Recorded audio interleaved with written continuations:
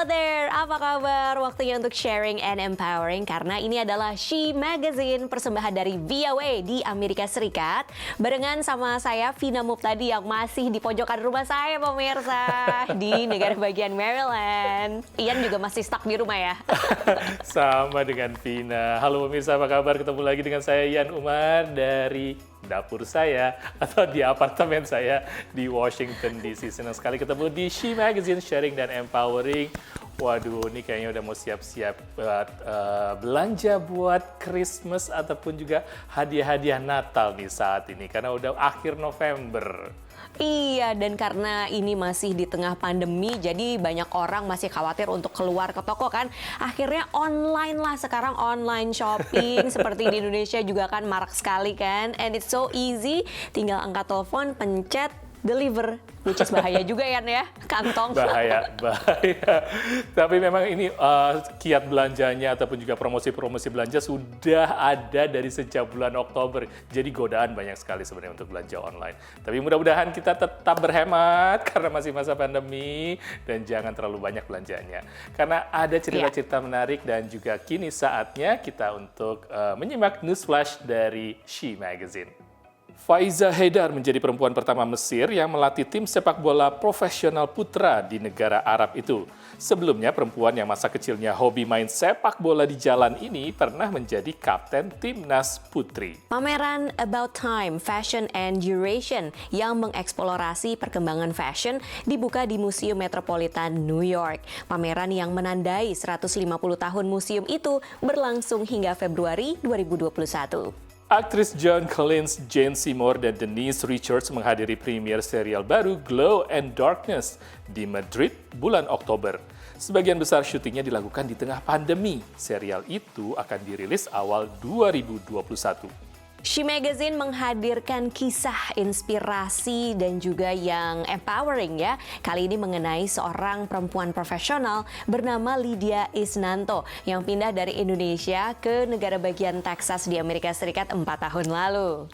Lydia menekuni dunia medium visual atau pembuatan video dan dia telah memproduksi 2 film pendek. Nah, ini menarik sekali filmnya karena mengenai isu kesehatan mental. Kita saksikan liputan berikut karena Lydia ini sangat berprestasi, dia meraih berbagai penghargaan.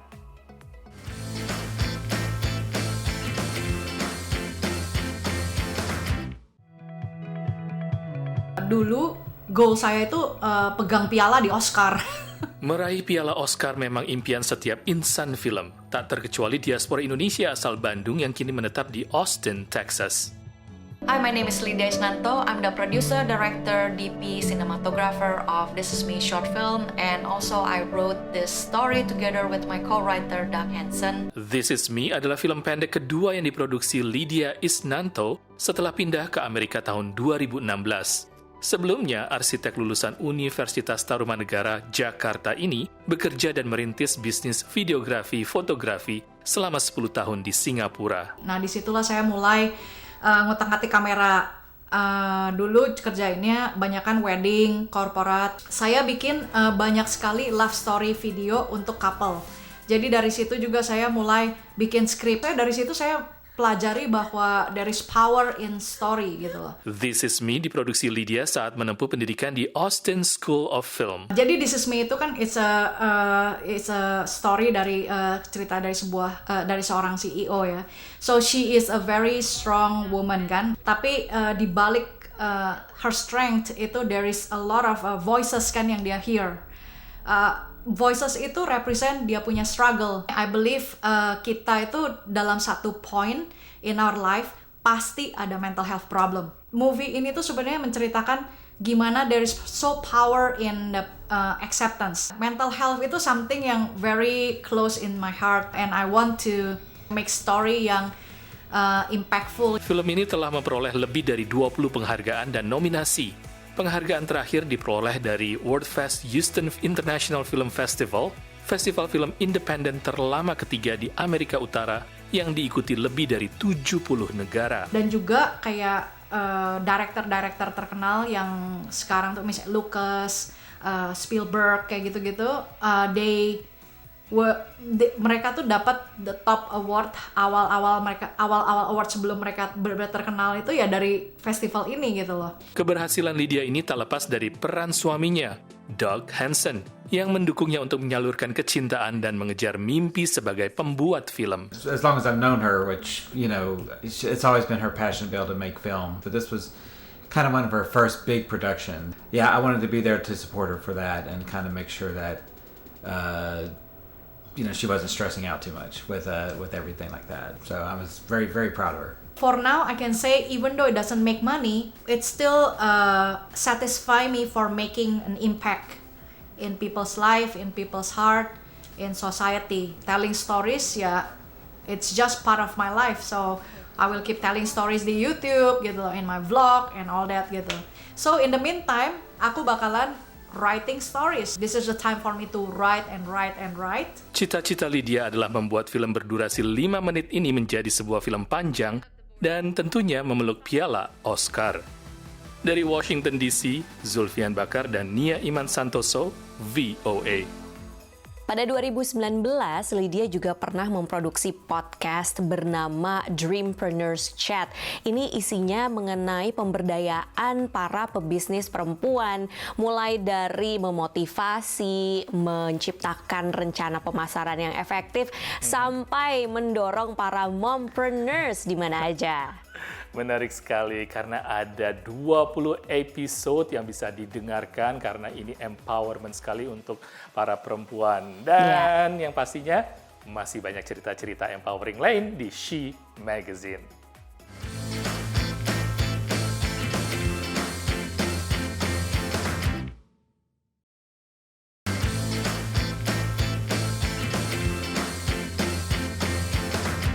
Pemirsa, welcome back to the She Magazine, sharing dan empowering. Kesenjangan digital itu juga terjadi di Amerika dan isunya semakin mencuat saat ini karena peralihan dari niaga yang tadinya kerja di kantor ataupun juga sekolah yang ternyata harus dilakukan secara digital. Jadi kesenjangannya semakin terasa untuk kebutuhan ini.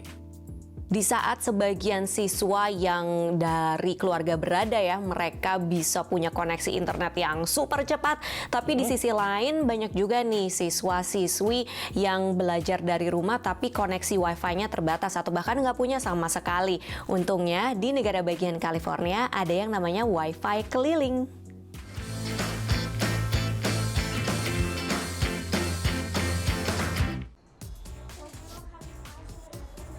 Satu hotspot berlima, itulah yang dilakukan keluarga Flores di Los Angeles, negara bagian California, dengan 5 anak usia sekolah yang mengikuti pelajaran virtual di tengah pandemi.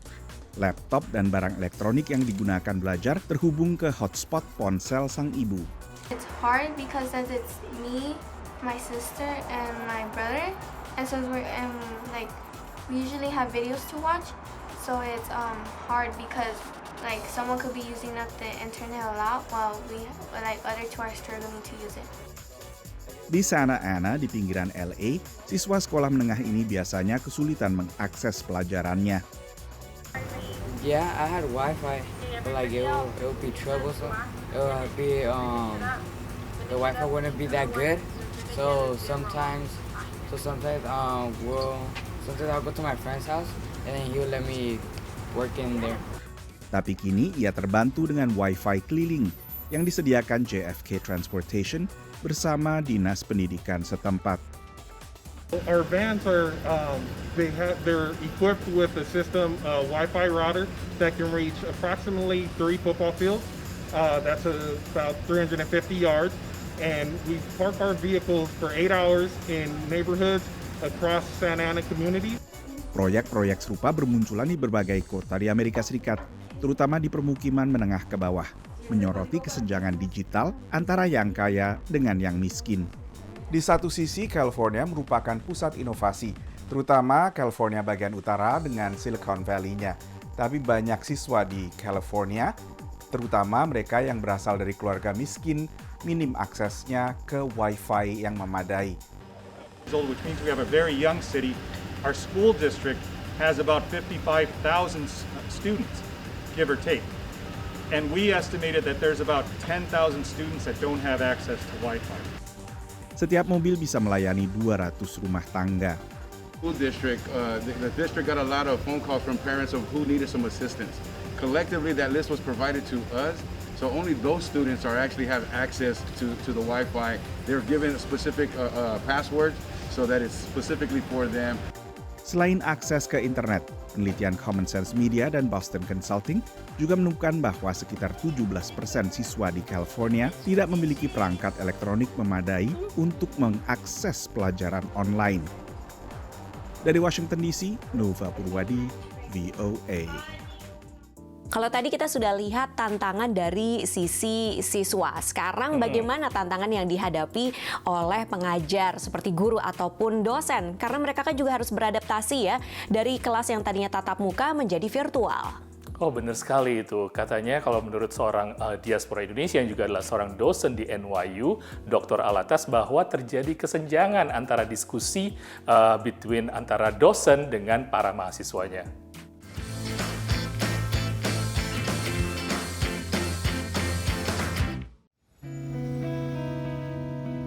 Pandemi virus corona di kota New York masih belum reda.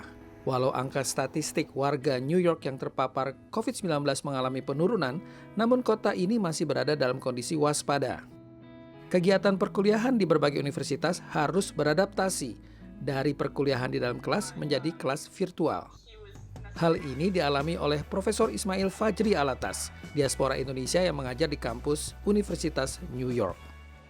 Sekarang karena ini sudah semester kedua kita melakukan online learning, sudah ya lumayan lah, walaupun tentu hasilnya tidak semaksimal in-person teaching ya. Walaupun saya semester ini salah satu mata kuliah saya in-person teaching, jadi artinya mahasiswa datang, walaupun hanya setengah, karena setengahnya lagi ikut berpartisipasi melalui Zoom. Doktor bidang antropologi dan sejarah dari Universitas Michigan ini sejak tahun 2016 mengajar di Departemen Kajian Timur Tengah dan Islam Universitas New York.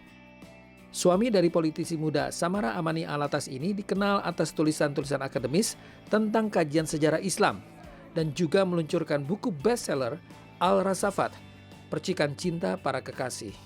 Saya sangat mengalami artinya kesulitan ya, karena bagi saya mengajar itu adalah being present with your students ya. Anda berada dan hadir dengan mahasiswa Anda. Nah, sekarang tiba-tiba Anda bicara dengan screen dan itu tentu sangat mewarnai gaya kita berbicara, gaya kita, energi kita pun juga sangat berbeda ya. Walaupun sih kalau misalnya mengutarakan data, mengutarakan informasi dan lain-lain, saya pikir sih straightforward karena ada slide ya kan. Students itu juga energinya kurang karena mereka juga tidak berada dalam satu ruangan dengan dosennya, sehingga kita tidak bisa lagi misalnya komunikasi yang impromptu.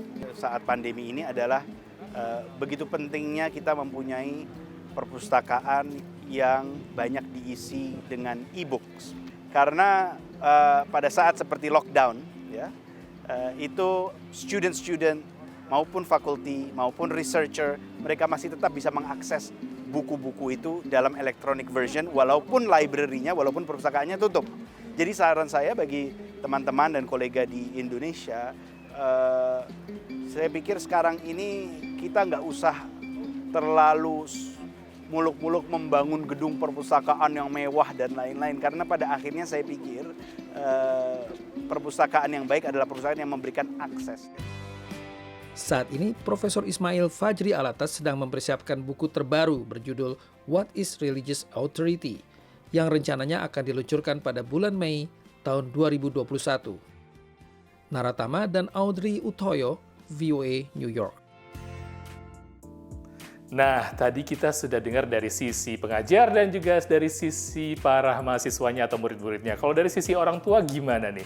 Nah, kalau Vina gimana nih? Kalau Vina di rumah gimana? Kalau aku sih tantangannya bukan dari sisi teknologi, tapi privasi pemirsa.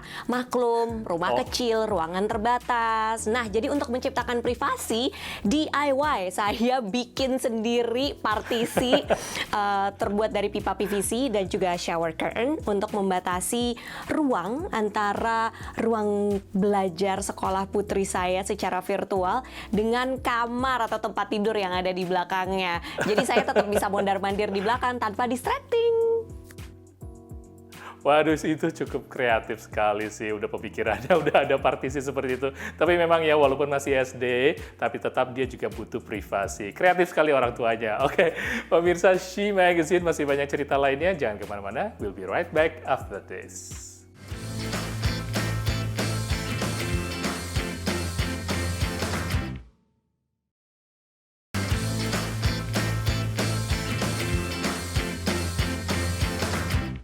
Hai pemirsa, Anda masih bersama She Magazine Sharing dan Empowering. Kali ini sharingnya sangat menarik nih. Kita akan kenalan dengan perempuan muda Indonesia yang juga adalah seorang rapper. Dia akan memperkenalkan karya barunya berjudul Work. Mar yang baru berusia 19 tahun ini akan sharing tentang pertama kali bikin musik, terus juga lagu Work-nya tentang apa, dukungan orang tua, dan juga tentang makna musik. Langsung aja kita lihat berikut ini.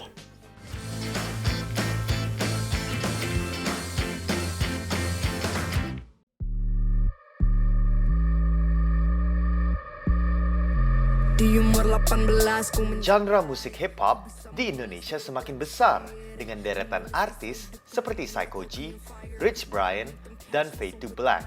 Artis-artis pendatang baru juga ikut meramaikan musik hip-hop maupun genre lain di tanah air. Ini dia Mar, rapper berusia 19 tahun ini adalah putri dari vokalis dan bassist band ikonik Indonesia, Guest Band, Gustaf.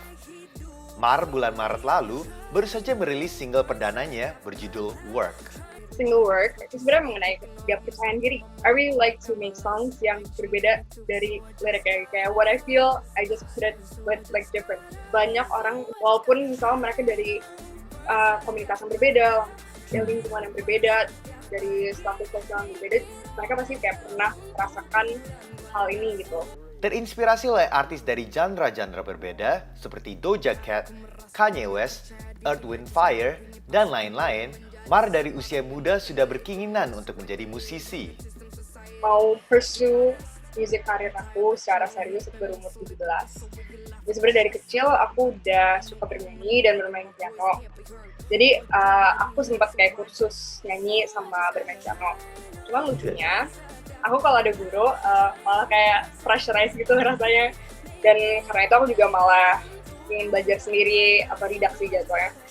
Terus supaya aku juga bisa ekspor sendiri sih. Aku juga semakin pasti kalau aku ingin jadi penyanyi dan jadi music producer. Mar mengaku bahwa dia tidak akan bisa merilis sebuah single tanpa bantuan dari orang tuanya yang sangat mendukung karir Mar di industri musik.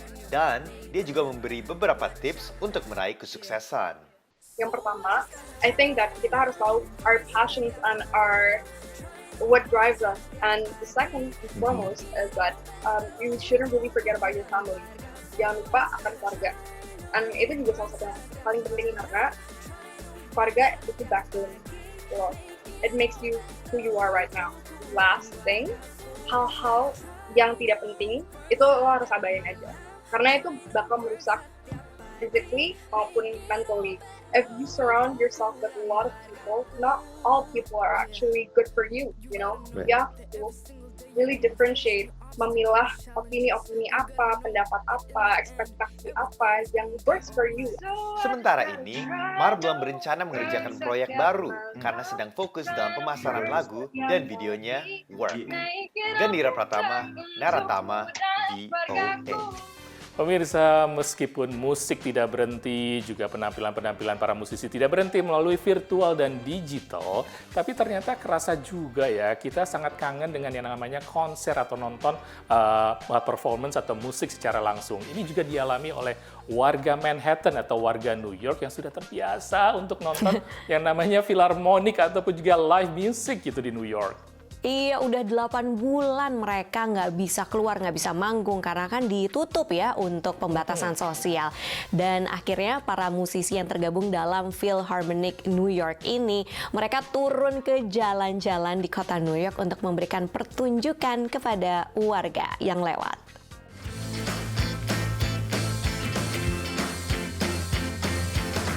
Setelah berbulan-bulan di rumah akibat gedung pertunjukan tutup, para musisi ini memutuskan membawa konser langsung ke warga. Untuk pertama kalinya sejak terbentuk 178 tahun lalu, New York Philharmonic membawa orkestra mereka turun ke jalan. Truk modifikasi ini membawa mereka bermain di berbagai titik di penjuru kota. Waktu dan lokasi konser dirahasiakan hingga saat-saat terakhir untuk mencegah orang berkerumun. You know, seeing the frontline health worker working so hard and save people's life, and I feel sad that I was not able to contribute, but I wish I could use my music to heal more people. This first seemed like a disaster. Now it's turned into the most creative time, I think, in many years. So What do you mean? everybody comes up with new ideas how to make music in different places, and it came alive. It's amazing. Untuk perlindungan lebih jauh, musisi hanya bermain selama 20 menit, lalu berkemas dan pindah lokasi. Gagasannya datang dari bintang opera ini.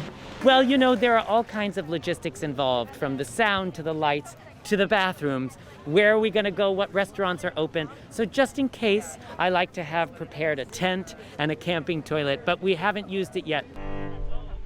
Musik dan nyanyian mengalun dari truk di udara terbuka.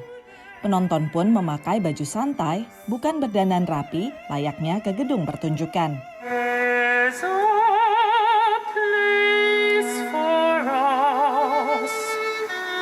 I haven't heard live music or heard singing like that in a very long time, and it feels surreal and it's really, really moving. I'm very grateful for like such high art, such extreme talent to just be on the street corner. It's very humbling. We feel so lucky that we just walked out of the store and saw this wonderful performance. What do you think? I feel like New York is going to come back.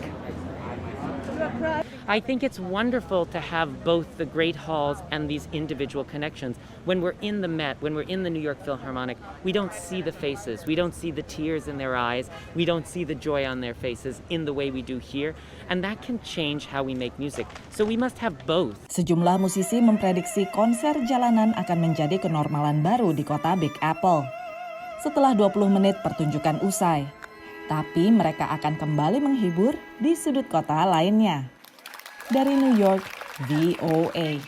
Dengan hadirnya New York Philharmonic di jalan-jalan di kota New York ini memberikan semacam nuansa berbeda, karena selama ini kan New York Philharmonic itu terkesan eksklusif karena hanya di panggung dan bayar tiketnya juga mahal, tapi kemudian mereka membumi gitu kan. Jadi ini menunjukkan bahwa ternyata musik klasik seperti ini juga bisa dinikmati oleh warga banyak. Sesimpel itu ya, musik di jalanan bisa orang menjadi terharu dan juga sangat-sangat kebawa emosinya. Mudah-mudahan itu memberi semangat baru untuk warga New York dan kita semua juga ya. Sangat-sangat termotivasi. Dan demikian She Magazine kali ini pemirsa. Terima kasih sudah bersama kami. Saya akan pamit dari dapur saya di apartemen saya di Washington DC. Saya Ian Umar. Dan saya Vina Muptadi, juga habis ini lanjut beres-beres lagi ya sebagai ibu, vacuum lagi dan nemenin putri saya untuk belajar virtual. Sampai jumpa lagi di She Magazine, sharing and empowering. Bye-bye.